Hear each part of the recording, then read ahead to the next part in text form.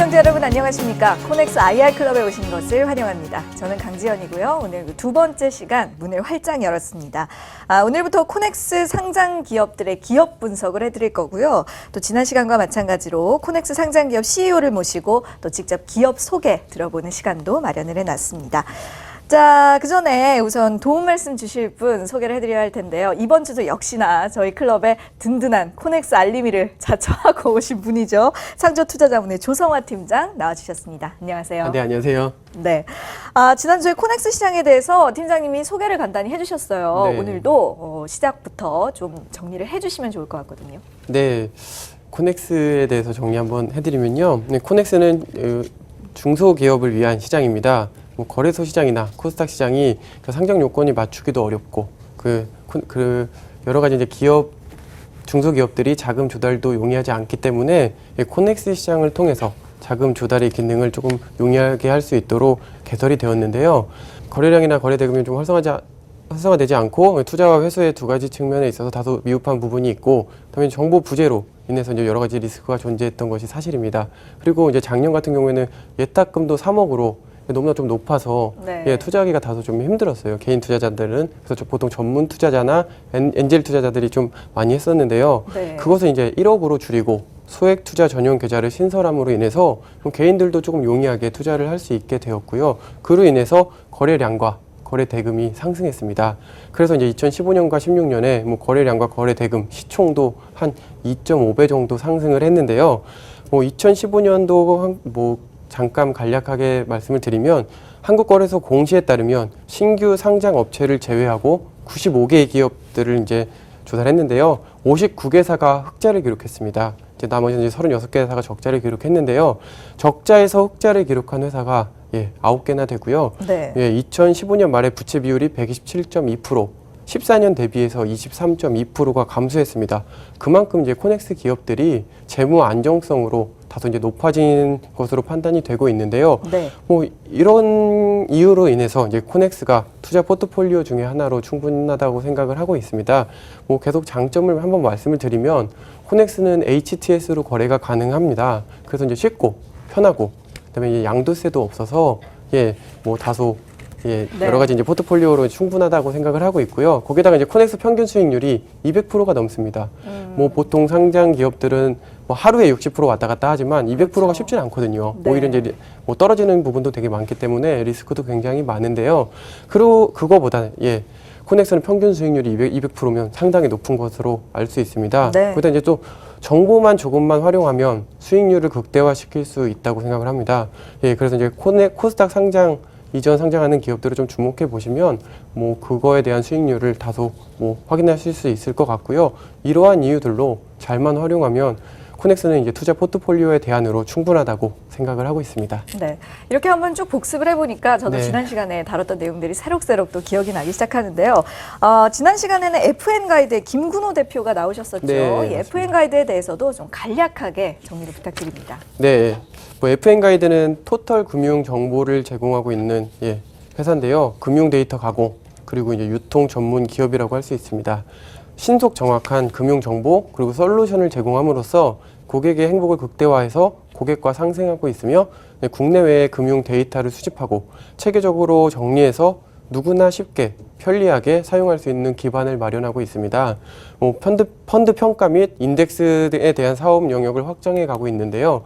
FN 가이드의 핵심 경쟁력 가장 중요한데 금융 데이터와 IT 기술을 융합시킬 수 있는 능력입니다. 네. 회사 자체적으로 금융공학연구소를 보유하고 있어서요. 금융 데이터 조회 및 분석에 특화된 다양한 솔루션 개발 그리고 이제 모바일이나 엑셀 기반, 템플릿 기반 등 여러 가지를 출시했는데요. FN 가이드의 시장이 필요로 하는 금융 정보 발굴에 있어서 가공, 유통, 평가까지 전문 기업으로 경쟁력을 확보하고 있습니다. 네. 또 국내 신용평가사가 현재는 3개인데요. 나이스, 한국기업데이터, 이크레더블이 있는데 제4의 신용평가사로 진입한다는 그런 포부를 갖고 있습니다. 그래서 이제 금융시장의 키워드인 로봇 어드바이저 그리고 핀테크 사업 또한 영역을 확대해 간다고 계획을 가지고 있는데요. FN 가이드 한번 관심 있게 지켜봐 주시기 바랍니다. 네, 잘 알겠습니다. 자, 그럼 오늘 저희 클럽의 초대장을 받은 기업은 어떤 기업일지 화면으로 확인해 보시죠.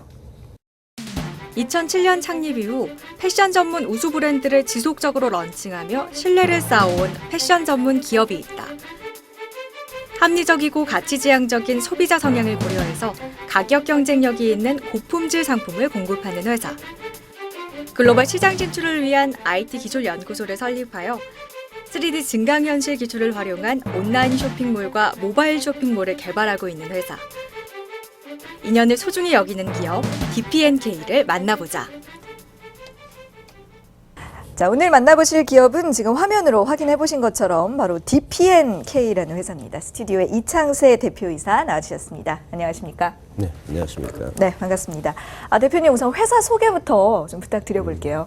네, DPNK는 2007년도에 설립돼서 TV 홈쇼핑 사업을 통해 패션 우수 브랜드를 지속적으로 런칭하며 신뢰를 쌓아온 패션 전문 기업입니다. 국내 굴지의 TV 홈쇼핑 채널과 온라인에서의 판매 동향을 주기적으로 분석하고 소비자의 성향을 연구하여 이를 바탕으로 최신 트렌드의 고품질 제품을 소비자의 눈높이에 맞춰 공급하면서 경쟁력을 확보해 나가고 홈쇼핑 채널의 핵심 시간대에 방송 런칭을 통해 패션 전문 기업으로서 매출 영업력을 확대해 나가고 있습니다. 또한 2014년에는 코넥스 시장에 등록하였고 투명 경영과 정도 경영을 지향하며 코넥스 상장 기업으로서 사회적 책임을 다하고자 노력하고 있습니다. 네, 지금 이 딱 꽂혀드는 단어가 패션 전문 기업이다라고 네. 설명을 해주셨는데요. 그렇다면 의류 부문 사업에 대해서 좀 더 자세히 설명을 해주시면 네. 좋겠거든요. 저희 의류사업부에서는 2011년 디자인 연구소를 설립하고 소비자의 욕구에 만족할 수 있는 제품을 지속적으로 연구 개발하고 있습니다. 최신 트렌드에 맞춰 제품 기획부터 소재 개발, 원부자재 발주, 또 생산 관리와 까다로운 품질 검사 등을 통해 20대에서 40대 사이의 소비자가 원하는 고품질의 제품을 선보이고 구매 후 소비자의 만족도에 최대한 기여하고자 최선을 다하고 있습니다. 또한 의류사업부에서는 장형철 등 국내 유명 디자이너들과 협업하여 트렌드 예측이라든가 컬러 개발 등 패션 의류 기업으로서 시장 흐름보다 한 발 더 앞서 나갈 수 있도록 지속적인 연구 개발 활동을 하고 있습니다. 네, 보다 다양한 제품들을 생산을 하기 위해서 디자인 연구소도 지금 운영을 하고 계시고 또 전문 디자이너들을 적극적으로 영입을 하는 등 다양하게 노력을 기울이고 계신데요. 조성화 팀장님이 이 패션 산업에 대해서도 네. 소개를 좀 더 해주시죠. 네, 제가 패션 산업에 대해서 간략하게 설명을 드리겠습니다. 네. 패션 시장은 크게 7가지로 구분이 되는데요. 여성복, 남성복, 그리고 캐주얼, 스포츠, 유아동복, 이너웨어, 그리고 이제 패션 잡화 이렇게 나누고 있습니다. 보통 패션 산업의 특성을 보면 전통적인 내수 중심의 산업입니다. 이는 이제 국가별로 패션 트렌드 변화도 있고 계절적인 특성도 상이해서 국내와 해외를 포괄적으로 상품 구성 및 기획하는 데에 다소 어려움이 있습니다. 네, 그래서 패션 산업은 판매 이전에 유통망 구축이 선행돼야 됩니다.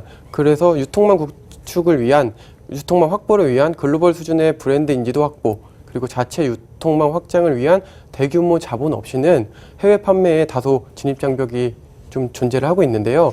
일부 패션 업체들은 중국 등의 해외 법인을 설립을 하거나 아니면 현지 유통법인과 파트너십을 통해서 해외 비중을 다소 늘려가고 있는 추세입니다. 네. 그리고 또 하나, 두 번째로 이제 경기에 굉장히 민감한 산업입니다. 패션 산업은 타 산업보다 경기 변동에 탄력적으로 움직이는 특성을 가지고 있는데요. 경기 상승 시에는 민간 소비율보다 더 높은 증가율을 보이고 있고요. 하락 시에는 더 큰 폭으로 감소율을 보이고 있는 게 특성입니다. 네. 최근 의류 제품은 소비자의 개성과 가치관을 드러내는 수단으로 성격이 더 크게 작용을 하고 있는데요. 따라서 이제 경기 변동에 따른 소비 위축 또는 확대에 의해서 이제 영향을 받는 소비 민감도가 필수제로 사용되는 타 소비재에 비해 상대적으로 큽니다. 그래서 이제 대신에 이제 개별 기업이 보유한 브랜드 파워, 업력, 보유 브랜드, 그리고 이제 각종 카테고리의 다양성에 따른 포트폴리오 혼합 등은 개별 기업에서 이제 차별적인 영향을 미칠 수는 있는데요. 네. 또 이제 세 번째로는 이제 진입 장벽이 굉장히 낮고 가격 경쟁력이 굉장히 치열합니다. 그렇군요. 보통 패션 산업은 일반 제조업과는 다르게 자체 공정이 없어도 가능한 산업인데요. 보통 외주 제작 아니면 제하청을 통해서 조달이 원활하면서 저가 시장의 경우 제품 충실도가 낮기 때문에 비교적으로 이제 소자본으로 창업이 가능한 산업인데요. 이로 인해서 이제 시장의 진입과 이탈이 굉장히 용이한 산업이자 가격 경쟁이 굉장히 치열한 산업 중에 하나입니다. 패션 업체는 이제 제조 원가에 일정한 마진을 더한 금액으로 판매가로 책정이 되면서 마진은 주로 이제 제조 원가의 배수로 산정이 됩니다. 유통업체에 지불하는 유통 수수료 역시 마진에 포함이 되어 있는데요. 그로 인해서 이제 높은 수수료를 판매가에 전가할 능력이 되는 패션 업체만이 고효율 유통망 정책을 유지할 수 있으며 이들은 이제 대부분 중고가의 브랜드 업체들로 해당이 되고 있습니다. 네. 이쯤에서 정리를 한번 해보자면 내수 중심의 산업이고 경기에 민감하다. 또 진입 장벽이 낮고 가격 경쟁이 치열한 산업이다라고 특징적으로 설명을 해주셨거든요. 이 설명만 들어봐도 네. 만만치 않은 네, 산업인 것 맞습니다. 같습니다. 네. 또 다른 특징들 어떤 것들이 있을까요? 네, 이제 다 계속 이어서 말씀을 드리면 네. 패션 산업은 고부가가치의 창출이 가능한 브랜드 산업입니다. 패션 산업은 대표적으로 소비재 산업으로서 물품 구매 시 브랜드의 인지도가 굉장히 중요한 결정 요인으로 작용을 하고 있는데요. 대부분의 외주 생산 업체들은 브랜드 파워가 약간 부족해서 사업의 안정성 및 수익성이 저조하지만 막대한 자금을 갖춘 대기업들의 양질의 광고를 통해 브랜드 파워를 유지하고 있어서 비교적 안정된 사업을 유지하고 있습니다. 유행이나 디자인, 소재, 미적 감각 표현법에 따라서 부가가치를 높일 수 있으며 브랜드 이미지나 스타일 등의 고부가 가치화가 충분히 가능합니다. 네. 물질적 가치뿐만이 아니라 실용성이나 디자인, 소비자의 만족도에 따라 가격이 상당히 크면서요. 동일한 형태와 원가의 제품이라도 브랜드에 따라서 고부가 가치의 실현이 손쉬운 편입니다. 또 하나의 특징으로는 유통업체와의 관계가 굉장히 중요합니다. 쉽게 설명드리면 택배 이런 것도 있는데요. 의류 제품은 유통은 보통 백화점 아니면 소매 점포, 오프라인 채널 등이죠. 전통적인 판매 채널의 공급이 대부분이었는데